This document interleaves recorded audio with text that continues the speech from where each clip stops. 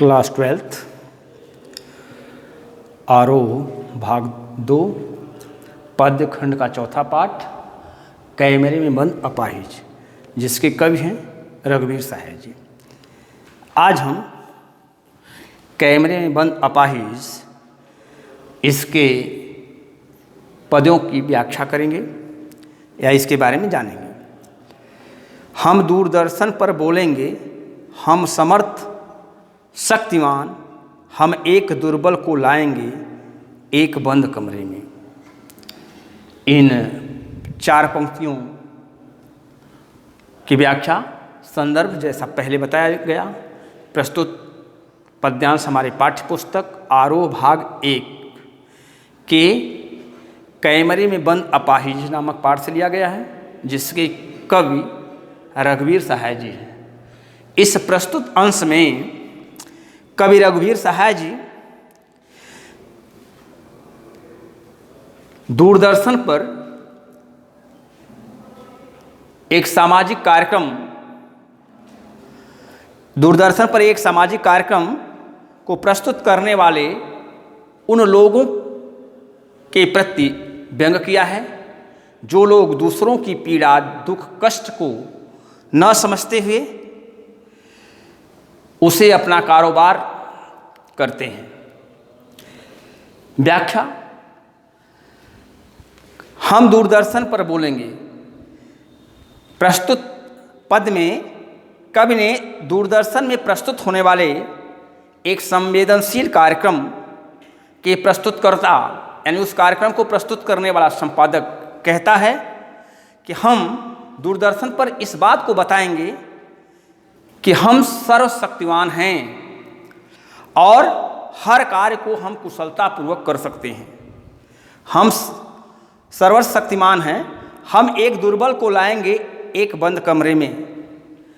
अर्थात वे कहते हैं एक किसी कमजोर या अयोग्य व्यक्ति या अपंग, जिसे आप विकलांग भी कह सकते हैं, व्यक्ति को अपने दूरदर्शन वाले कक्ष में लाकर उसके ऊपर कार्यक्रम बनाएंगे। अर्थात किसी कमजोर व्यक्ति के पीड़ा दर्द को बेचकर वे लाभ कर कमाने के उद्देश्य से कार्यक्रम बनाया जाएगा और तब भी वे अपने आप को सर्वशक्तिमान समझते हैं, जो गरीबों के दुख दर्द, कमजोरों का खून चूस कर शक्तिमान बने। इस चार पंक्तियों में पहला अनुप्रास अलंकार का प्रयोग किया गया है। जैसा हमने पहले ही बताया कि व्यंग्यात्मक यानी कवि ने व्यंग किया है, इसलिए इसमें व्यंग्यात्मक शैली का सुंदर प्रयोग किया गया है। इसकी भाषा आम बोलचाल की सहज और सरल भाषा का प्रयोग हुआ है। कवि इसमें एक सामाजिक उद्देश्य को प्रस्तुत करना चाहता है, यानी सामाजिक उद्देश्य क्या है, उस सामाजिक उद्देश्य को बताना चाहता है, प्रस्तुत करना चाहता है। इसका जो भाव पक्ष की बात है, कमजोर व्यक्ति की पीड़ा दुख को न समझते हुए उसकी संवेदनाओं के साथ खेलना और दूरदर्शन पर कार्यक्रम बनाने वालों पर व्यंग किया गया है। अगली लाइनें या पद्य खंड 2, उससे पूछेंगे तो आप क्या अपाहिज हैं, तो आप क्यों अपाहिज हैं, आपका अपाहिजपन तो दुख देता होगा, देता है, कैमरा दिखाओ इसे बड़ा बड़ा, हाँ तो बताइए आपका दुख क्या है, जल्दी बताइए, वह दुख बताइए, नहीं बता पाएगा। इन लाइनों का या इन पंक्तियों का संदर्भ आप जैसे इन पंक्तियों का लिखें उस तरह से लिख लेंगे। इस अंतिम 6 पंक्तियों में जो पंक्तियां दी गई हैं उस पंक्ति का प्रसंग है। इसमें दूरदर्शन पर कार्यक्रम प्रस्तुत करने वाले लोग उस अपंग व्यक्ति से, अपाहिज व्यक्ति से अब कैमरे के सामने लाकर विभिन्न प्रकार के कटु प्रश्न पूछेंगे शायद उन प्रश्नों का वह उत्तर देने में असमर्थ होगा, अयोग्य साबित करेंगे। इसी पर उनके इस अयोग्य साबित करने पर कवि व्यंग करते हुए कहता है, उससे पूछेंगे तो आप क्या अपाहिज हैं। एक कार्यक्रम प्रस्तुत करने वाले संपादक, संयोजक उस अपाहिज व्यक्ति से, उसकी शारीरिक चुनौतियों से झेलते हुए उस अपाहिज व्यक्ति से पूछते हैं, टेलीविजन के कैमरे के सामने प्रश्न पूछते हैं कि क्या आप अपाहिज हैं। यदि वह कहता हाँ, तो फिर वह प्रश्न पूछते हैं आप अपाहिज क्यों हैं। उससे पूछेंगे तो आप क्या अपाहिज हैं, पूछते हैं क्या आप अपाहिज हैं। यदि वह कहता हाँ, तो पूछते हैं आप अपाहिज क्यों हैं।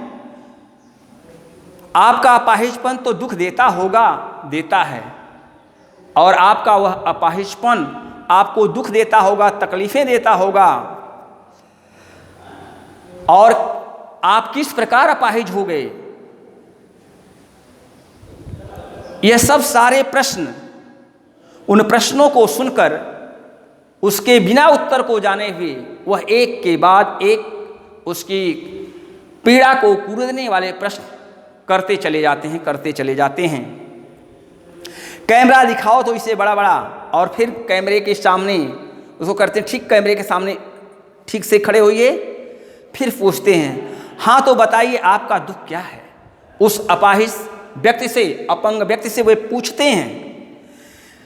इस अपाहिजपन के हो जाने के कारण आपको किस प्रकार के दुख की अनुभूति होती है।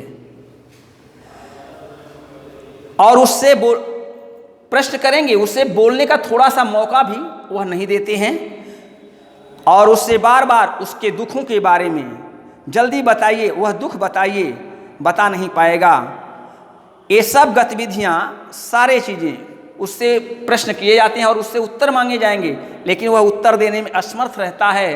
तो फिर बोलते हैं कि जल्दी बताइए, वह दुख बताइए, नहीं बता पाएगा। और वह यह भी कहते हैं कि ये सब गतिविधियां टेलीविजन पर चलेंगी, उस कमजोर व्यक्ति की पीड़ा, दर्द, कष्ट को, दुख दर्द को पर्दे पर उभारने का कारोबार करते हुए वह उनकी संवेदन, जो संयोजक है उसकी संवेदनशीलता को न जानकर बल्कि वह संवेदनहीन होता चला जाता है। उसे इस बात की संवेदना ही नहीं होती है कि मैं ये प्रश्न इससे पूछ रहा हूँ तो उसे कितनी तकलीफें होंगी, कितना दुख होगा। और वे अपने स्वार्थ को पूरा करने के लिए, यानी कार्यक्रम को अच्छा बनाने के लिए, उसकी संवेदनाओं को भूल करके खुद संवेदनहीन होते चले जाते हैं, यानी वे अपनी संवेदना को भूल जाते हैं। ऐसा कवि का कहना है। इस दूसरे पद में जैसा कि हमने बताया कि पहले के अनुसार इसकी भाषा सरल और स्पष्ट भाषा है, जिसके कारण इस पद में प्रवाहमयता है। विचारों में गंभीरता का उद्घाटन करने का प्रयास किया है कवि ने। अनुप्रास अलंकार का सुंदर प्रयोग किया गया है, व्यंग्यात्मक शैली का प्रयोग किया गया है, और प्रश्नोत्तर शैली तथा चित्रात्मक शैली, इस दूसरे पद्य में व्यंग्यात्मक और चित्रात्मक दो तरह की शैलियों का प्रयोग किया गया है। इस वीडियो में बस इतना ही, शेष नेक्स्ट वीडियो में। धन्यवाद।